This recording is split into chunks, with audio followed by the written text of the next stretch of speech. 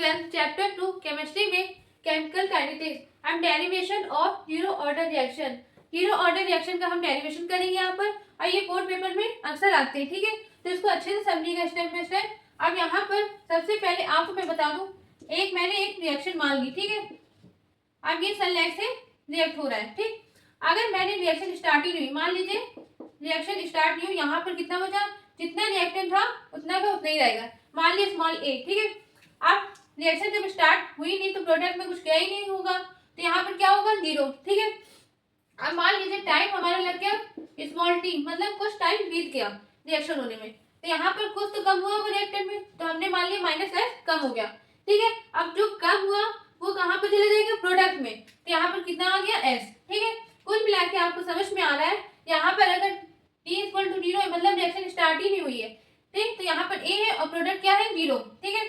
अब मान लीजिए t क्या हुआ, कुछ टाइम बीत गया, तो यहाँ पर रिएक्शन में रिएक्टेंट जो है वो क्या हो गया, कुछ कम हुआ होगा, और वो जो कम हुआ वो किसमें चला गया, प्रोडक्ट में, ठीक है। तो ये हमारा कॉन्सेप्ट था। अब इसके बाद आपको अच्छे से पता है जीरो ऑर्डर रिएक्शन क्या होता है। ये रेट लॉ ऑफ रिएक्शन, मतलब rate of reaction concentration of reaction पर डिपेंड नहीं करता, कंसंट्रेशन ऑफ रिएक्टेंट पर डिपेंड नहीं करता, उसको हम क्या कहते हैं, जीरो ऑर्डर ऑफ रिएक्शन, ठीक है। अब इसके बाद आपको अच्छे से पता है dx/dt is directly proportional to a - x, इसको मैं ऐसे लिख सकते हैं। अब आपके मन में ये जीरो क्यों लिखा है, क्यों, हमने अभी बोला है कंसंट्रेशन ऑफ रिएक्टेंट पर डिपेंड नहीं कर रहा है, इसलिए यहाँ पर हमने जीरो लिया, ठीक है। अब इसके बाद dx/dt equal to capital K a - x 0। अब k क्या है, यहाँ पर रेट कांस्टेंट है, ठीक है। तो यहाँ पर k क्या है, रेट कांस्टेंट। अब आपको अच्छे से पता है, मैं एग्जांपल बता रही हूँ, a की पावर 0 या नंबर की पावर 0, अगर 0 है तो उसकी वैल्यू क्या होती है, 1, ठीक है। आपको अच्छे से पता है, तो यहाँ पर क्या लिखेंगे, dx/dt इक्वल टू k, और इसकी वैल्यू क्या आ गई, 1, ठीक है। तो यहाँ पर क्या आएगा, अब ध्यान समझिएगा,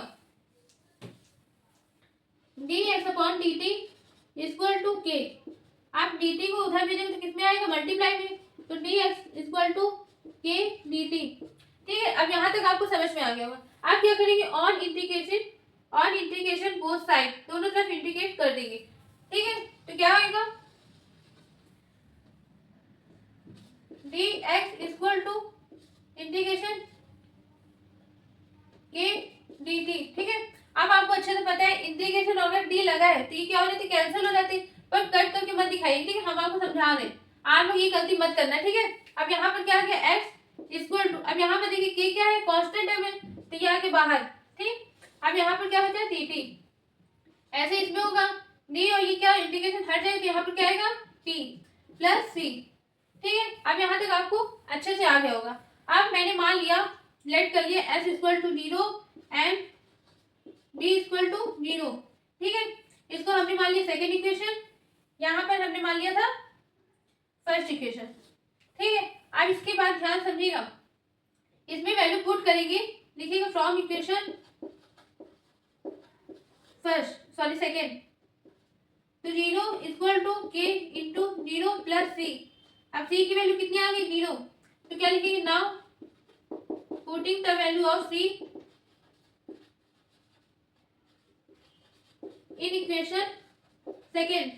अब इसमें पुट कर देंगे तो क्या आएगा, s equal to K T plus 0, तो आंसर क्या आएगा, s equal to K T. अब यहाँ पर k इक्वल टू निकालेंगे तो s/t, यही तो हमको निकालना था।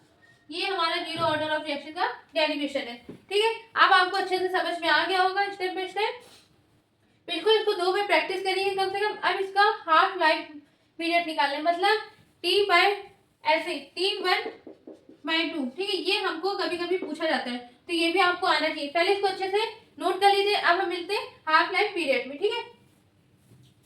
अब देखिए क्लास वहां तक आप लोगों ने नोट कर लिया होगा, अच्छे से आ गया होगा। अब यहाँ पर टॉपिक क्या है, half life period of zero order reaction, ये भी अक्सर पूछे जाते हैं 2 नंबर में। तो इसको कैसे निकालना है, सेम है, बस थोड़ा सा डिफरेंस है। क्या, पहले इसको रिएक्शन कर देंगे ए और यहाँ पर बी, ठीक है, प्रोडक्ट बी है। अब इसके बाद यहाँ पर आपका ए मतलब टी इक्वल टू 0, तो यहाँ पर a, तो यहाँ पर क्या है, प्रोडक्ट में 0, ठीक है। अब इसके बाद a माइनस एक्स, यहाँ पर s, और t इक्वल टू टी, बिल्कुल सेम है, एक्सप्लेन भी वही है, सब कुछ सेम, लेकिन यहाँ पर क्या लिखेंगे, therefore for half life life के लिए टी क्या होगा और एस की वैल्यू क्या होगी। मतलब अगर आपने बोल दिया है हाफ लाइफ के लिए कर रहे हैं तो एस की वैल्यू क्या हो जाएगी a/2। ठीक है, अब यहाँ पर टी की वैल्यू हो जाएगी t1/2। ठीक है, अब इसके बाद आपने वहां पर याद होगा zero order of reaction derivation अभी हमने किया तो क्या आया था k equal to X upon T, ये आई थी। अब यहाँ पर क्या कर देंगे, पुट कर देंगे वैल्यू। तो यहाँ पर देखिए k s की वैल्यू क्या है a/2, t की वैल्यू t1/2। ठीक है, अब हमको कहा क्या है हाफ लाइफ निकालने को, तो यहाँ पर क्या निकालेंगे t1/2 इधर कर देंगे a/2k। ठीक है, k को इधर कर दिए, ये इधर भेज दिया। ठीक, अब इसको वैसे लिख सकते हैं t1/2 1/2k a। ये क्या है कांस्टेंट टर्म है, आपको पता है ये क्या है कांस्टेंट है, क्या रेट कांस्टेंट, और 1/2 भी क्या है कांस्टेंट टर्म है। तो हम इसको ऐसे लिख सकते हैं t1/2 is directly proportional to a। ठीक है, अब आपको अच्छे से समझ में आ गया होगा, ये बहुत सिंपल है। अगर आपको ये याद है, बस ये याद करना पड़ेगा। अगर बोल दिया जाएगा half life period of zero order reaction करके आप दिखाइए तो आपको ऐसे करने हैं। ठीक है, स्टेप बाय स्टेप। अगर मान लीजिए यूनिट, आपको यूनिट ऑफ, यहाँ पर ध्यान समझिएगा, therefore ये भी आपको अच्छे से मैंने बता दिया, unit of zero order reaction का निकालना भी आ गया है। क्या होता है mole litre inverse second inverse. ठीक है, ये होता है यूनिट। ठीक है, इसको भी लर्न कर लीजिएगा। ठीक है, अब इसको अच्छे से आप कम से कम 2 बार प्रैक्टिस करिएगा। आप हम मिलते हैं अगले नेक्स्ट टॉपिक में नेक्स्ट वीडियो के साथ। Thank you.